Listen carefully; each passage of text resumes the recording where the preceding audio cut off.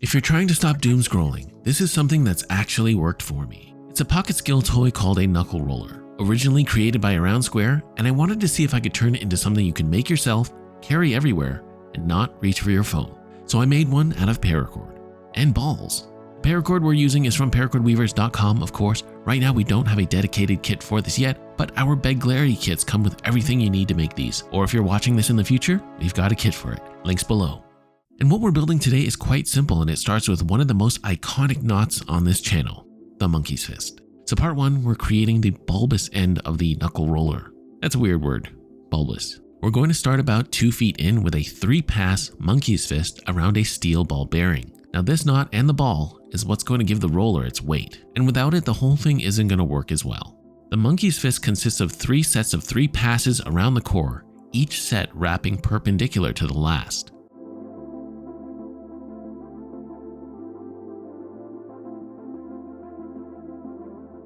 I call this knot iconic because it's quite a legendary knot in and of itself, as it has been used for centuries by sailors on ships to weigh down the end of a line for throwing. It's also been used as a self-defense weapon by those same sailors called a slingshot.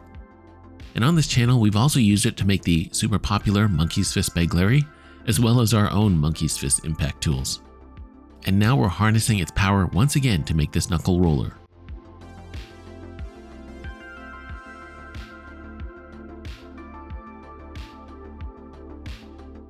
Also, if this is your first time tying a monkey's fist, I'd suggest practicing this 3-pass method a few times to get the hang of it, especially the tightening part.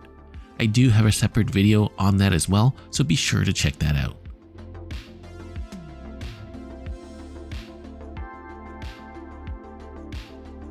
Now, key point here, when working the slack out, I'm pulling everything back out to the starting end. This is what's necessary for the latter half of the Knuckleroller, so be sure not to skip this step and trust the process. And then we go for a second tightening pass, same direction, firming everything up. You can use a marlin spike or even a pointed chopstick to help with that. The added weight from the ball bearings is going to give you better control than if it was just pure paracord. If you don't have steel ball bearings on hand, you can just use marbles as well as an alternative. Now for part 2, let's form the middle section. Now when tying the snake knots, the right cord loops around the left, and then the left wraps behind and around the front and through.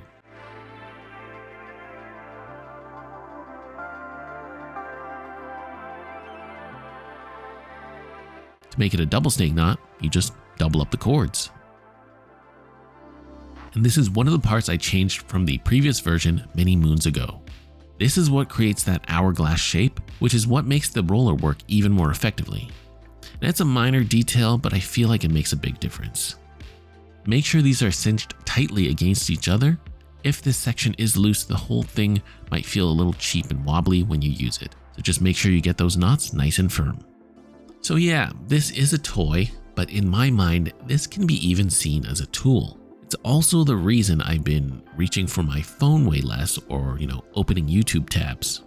And once you get this in your hand, it'll make a bit more sense. And I'll even show you a couple moves at the end that really make this thing work and click, so stick around for that.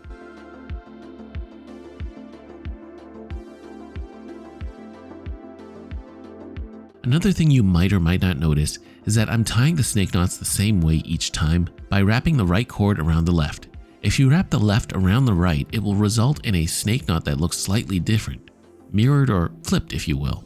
So if you want a consistent look, be sure to tie them the same way each time.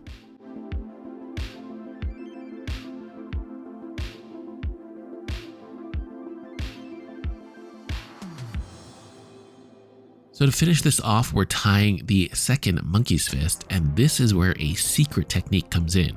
Now, if you followed along and you did as I did, one running end should be longer than the other. Using the longer end, we're going to start the second monkey's fist and do 2 sets of passes like before, one vertical and one horizontal.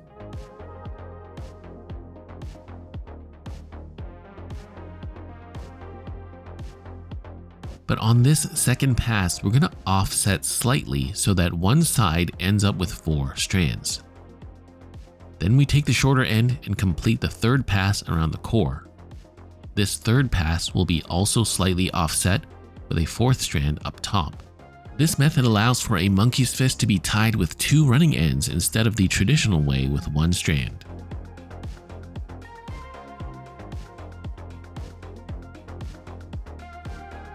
If you weavers are enjoying this content, feel free to check out my Patreon or channel members for more exclusive paracord videos.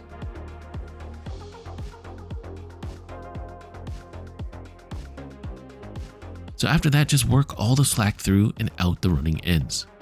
So how does something this simple actually stop you from doom scrolling? It's because it gives your hands something to do without taking your attention away. You see, most of the time when we reach for our phone, it's not because we need it. We're just reaching for it out of habit. And trust me, this is coming from someone who gets distracted a lot. And this is also going to replace that habit because it's so much easier to replace a bad habit with a good habit instead of just trying to quit the bad one. What's also great about this Knuckleroller is that you can use it even without looking at it, which means that you stay present, whether you're waiting in line, walking somewhere, or just whatever it is you're doing and where you're at. Now, even for me, I spend a lot of time at my computer desk making these videos, and though I may not reach for my phone, I might open a new tab and start watching YouTube videos. Then I'll get distracted and my whole workflow will get derailed. So instead, I'll reach for this and roll it for a bit just to refocus. And you know, weirdly enough, that's often when I get my best ideas. When my hands are busy but my mind isn't being flooded. Kind of like the thoughts you get on a treadmill or in the shower. So instead of shower thoughts, you can have Knuckleroller thoughts. I think what this does is it kind of resets your tolerance for constant stimulation. And trust me, after a while, you'll find this way more satisfying the more you get into it. Even if you don't have a problem with doom scrolling, this is just a super fun toy for those of you that are into skill toys like Beg Larry. So now before we get into using it, a quick tip for finishing. You can sip and melt the ends and press down on them. But if you want a cleaner look, you can use a spike to tuck that melted end back into the knot. It's a bit more work, but it looks way better.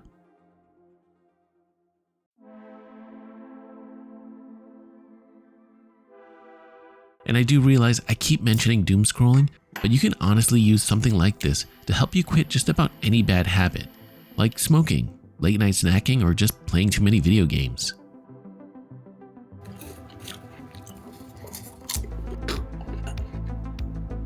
Also, if your roller feels a bit loose or floppy, you can dunk it in really hot tap water or just freshly boiled water. That'll tighten everything up and solidify the shape. No need to cook it on the stove though, that's a bit too much.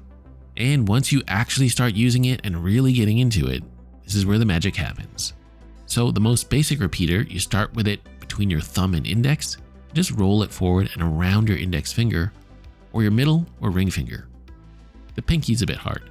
But once you get that down, it becomes pretty automatic, and from there you can let it roll down in between your fingers to the bottom. Then you can either push it back up to reset, or twirl it back up for a smoother repeater. And honestly, it's super addictive and satisfying once you do it a few times and the more fluid you get.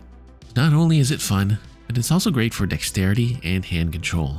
And again, it gives you something else to do without pulling you into the void of that little black rectangle that's in your pocket.